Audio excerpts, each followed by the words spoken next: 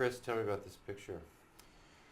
That is my squad. It's dark because we're in the middle of the oil fields where they blew up all the pipelines.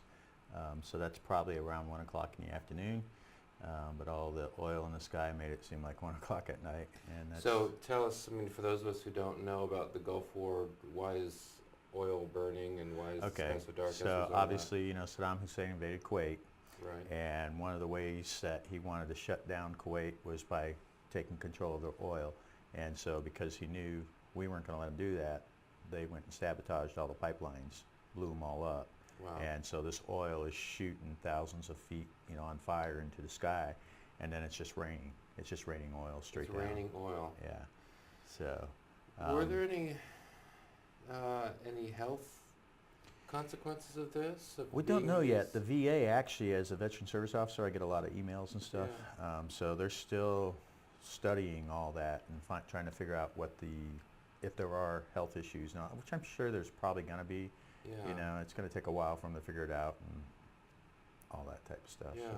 So, So you mentioned, I mean, the basic mission of the Gulf War, 1991, right?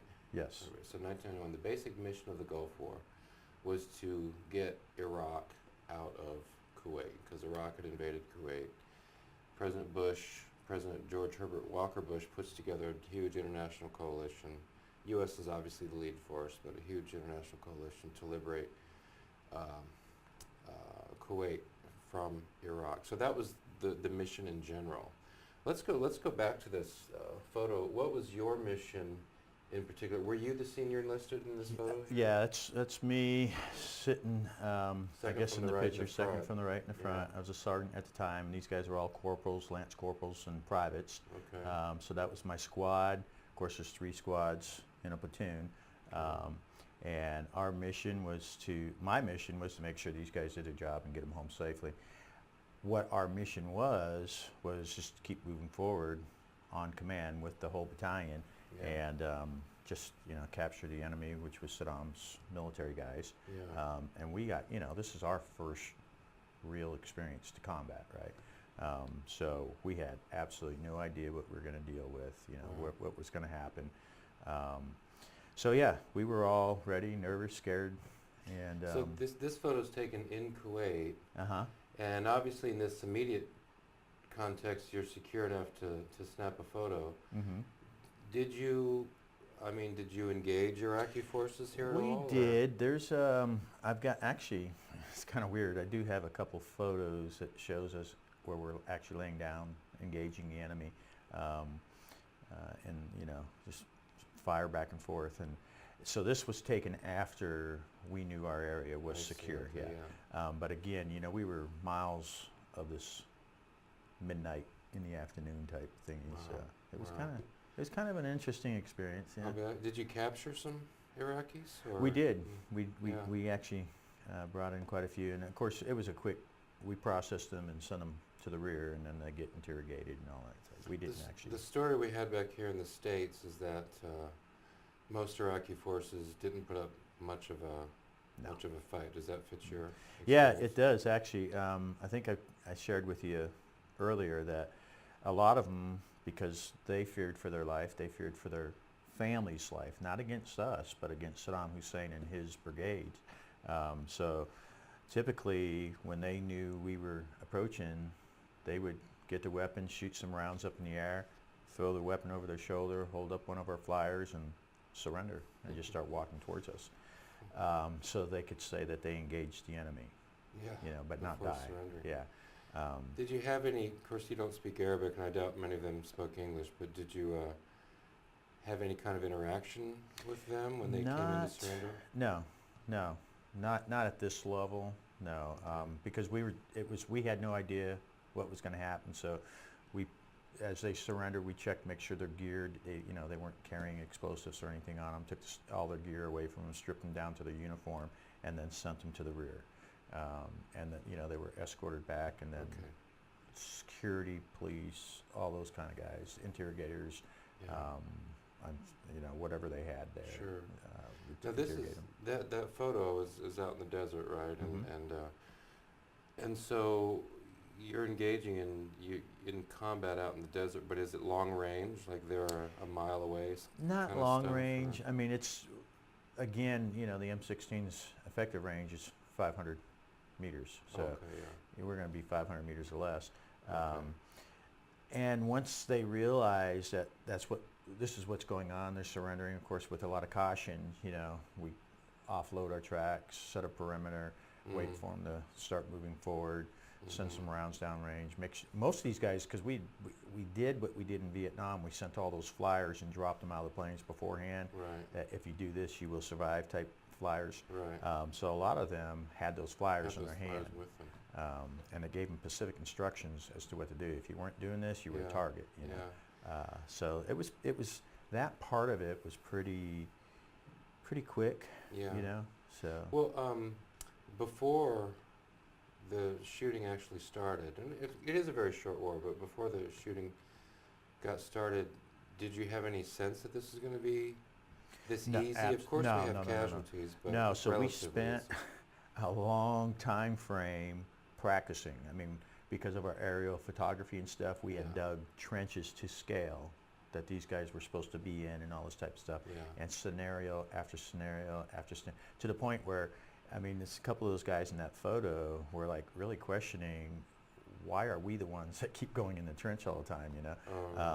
And then, You mean taking the enemy trench in the practice? yeah, in the practicing, yeah. instead of being the guys sitting out providing the security and stuff, Yeah. because we had no idea what to expect. So, and so in that regards, yeah, we were 100% prepared for the movement, not necessarily for what we could possibly deal with.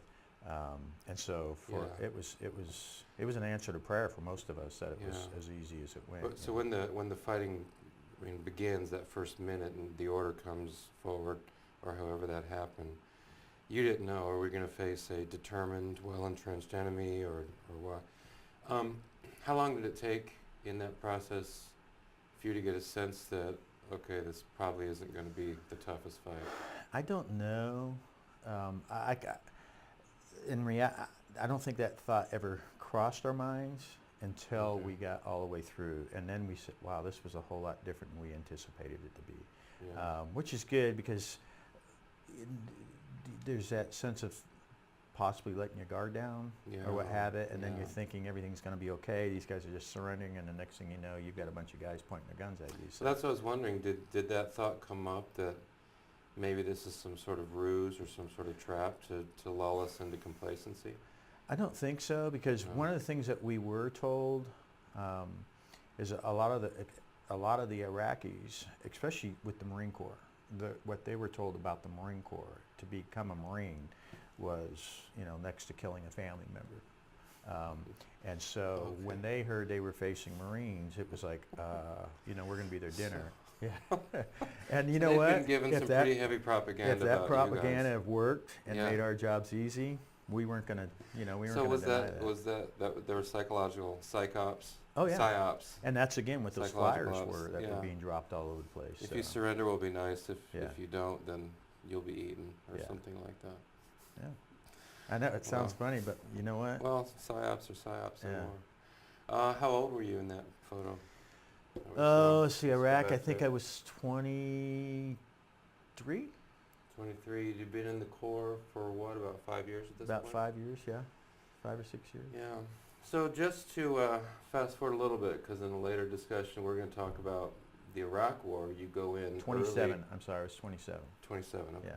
So you go in the Iraq War as well. Did you, of course, early in the Iraq War of 2003, I think that was pretty easy too, although I think for you it was a bit tougher, right? Yeah. The fighting was tougher. Yeah. When you, just to fast forward a little bit, to jump ahead a little bit, when you went into Iraq itself, this time you're in Kuwait, but when you went into Iraq itself in 2003, did you kind of assume, consciously or unconsciously, that this is going to be another cakewalk like the Gulf War? There was probably a little bit of that thinking that way for Yeah. me, but educating the younger Marines, again, you don't want them to have that thought process. You want them to think worst case scenario so that they don't go Sure. in there thinking we can let our guard down and all that type of stuff. Right, So right. I think there was, yeah, the remembrance of what we went through. It was pretty quick. It was pretty easy. These guys were afraid of us. Yeah. But now, the way we were looking at it now is, okay, they've actually got something to lose. They got a country to lose now. You are know. fighting on their own soil. Yeah. Or So, sand, whatever the right yeah. word is. Yeah. And so that was, that expectation wasn't really, what we had Sure. earlier. Yeah. But it turned out pretty much, really, for a lot of it, it was the same. Yeah. Yeah. With I maybe mean- a few exceptions or Yeah, a yeah. couple There was sharp there moments was there. there was some pretty intense moments. Some pretty intense. Engaging the enemy was a whole lot different this time around than it was in 2003. 2000 or 1991. in 1991. Yeah. Okay. So. All right. Well, we'll end this discussion here and pick up the next one. Thanks. Yep.